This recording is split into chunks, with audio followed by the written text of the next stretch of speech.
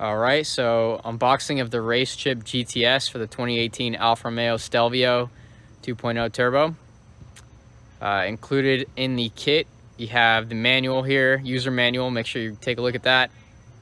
You have how to detach a connector so you don't break those. Then you got the connection modules.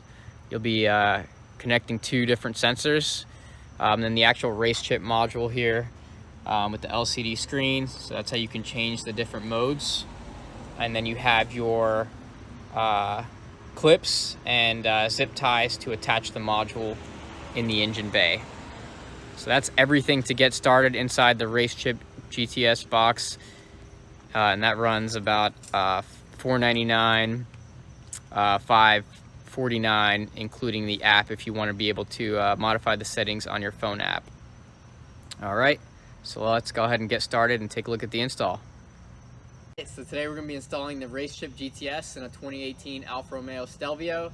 This is a 2.0 turbo model. Stock specs are 280 horsepower and 310 torque.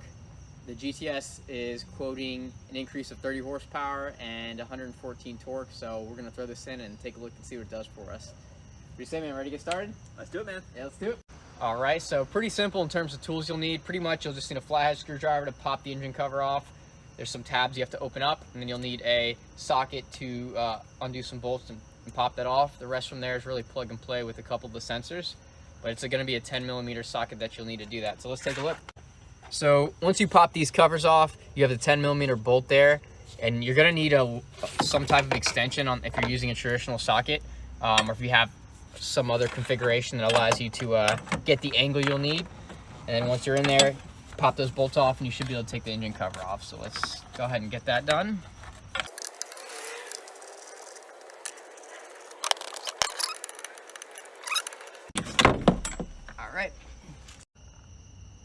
All right, so to get to the second sensor, you do have to possibly remove this heat shield.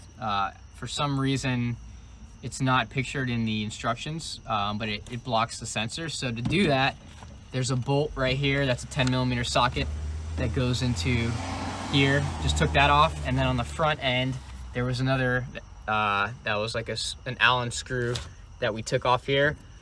And then we had to pop out this hose to get it to break free.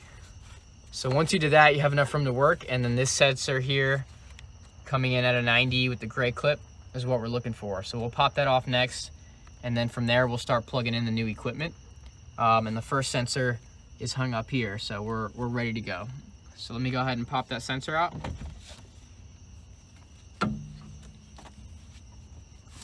See if I might need a flathead or not. The first one came out pretty easy. Let me grab my flathead. We want to be gentle here, not to break these. That'd be a whole nother set of problems. So we're just going to push that back. And boom, sensor's out. So we have sensor number 2. Now we're ready to hook up the Racechip sensors before mounting the module and finishing up here. So actually, it looks like, I don't know if mine was just mislabeled in the instructions.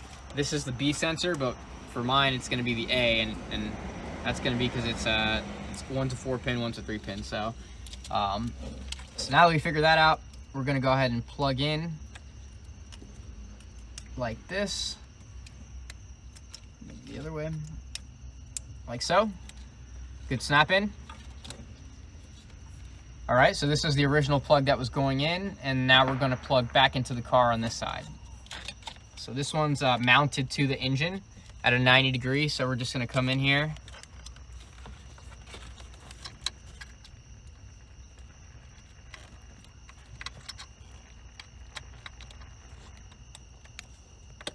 Plug right in, nice clean snap in.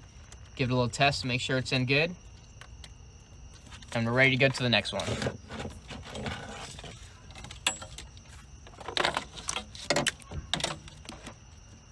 So the next one's a little bit easier to access. So it's right up here, 90 degree with a little yellow on the inside to know what to look for there. And it's also right near this mounting peg. This is how the engine cover mounts on. So when you're looking for this one, just know it's right behind this. It's down in here. and then we're gonna plug in this other side to the second one now. So same thing, gonna pop in nice and snug, not too tight. We always want to be careful with these. These can be a little bit unforgiving if you break them. And then we're gonna plug into the engine on this side. Just like so. So we're all plugged up now. We're plugged in on both sides. So now what we're really gonna do is just we're gonna work on cleaning this excess up and then lining up where we want the module to be. Yeah, we're just cleaning this up, kind of tucking it so it's not in the way. Looks as factory as can be. All right, so we basically just tucked under these hoses here to keep it flat, so when we put the cover back on, it's not in the way of anything. But we're still plugged in here and plugged in on this side, so we're still all plugged up, looking good. And then here, we're just kind of running across. All right, so got the heat plate back on, all the sensors are plugged in. Final step is to mount the actual Racechip module. So we plugged the Racechip in to here.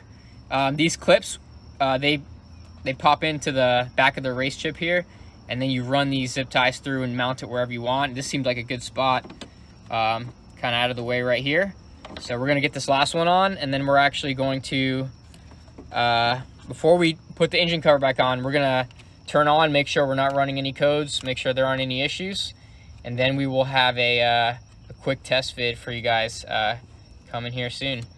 So this is really the final kind of step in getting it on.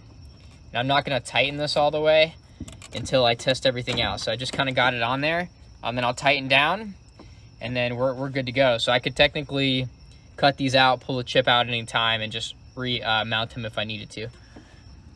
But I think that's a pretty good spot there. What do you think? Looks great, man. All right, so we'll go ahead and turn her on, make sure we're not getting any codes, and then we'll have a test video here for you shortly. Tune in. All right, so we just tightened everything down, turned the car on, no lights, everything looked good. So we're gonna put the cover back on, and then we'll take it for a spin. We're gonna do a run on factory mode to check out the acceleration, then we're gonna put it on race mode and see what kind of difference we get. Let's do it. So the cover should be the easiest part here, but you know how that goes. So I'm gonna slide it in at an angle.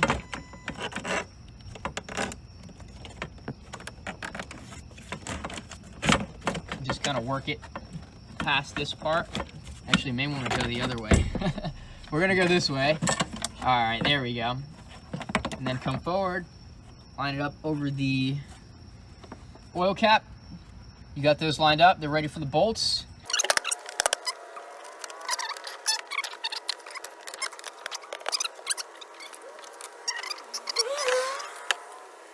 All right, let's tighten her down. So we're gonna pop these bolts in here, be very careful not to lose these. Right.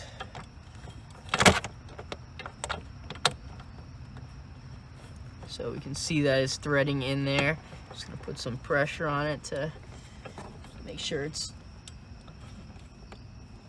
grabbing.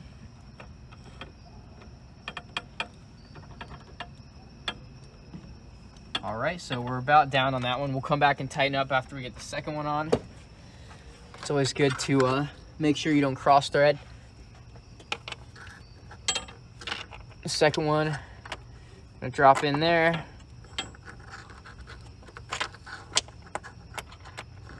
There we go. And then we're gonna just kind of twist her in.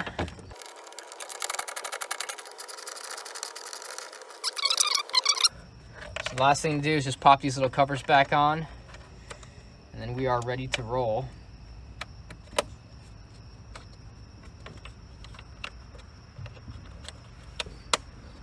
All right, so we're good to go. We're gonna clean up, then we'll go ahead and do our test run, so stay tuned.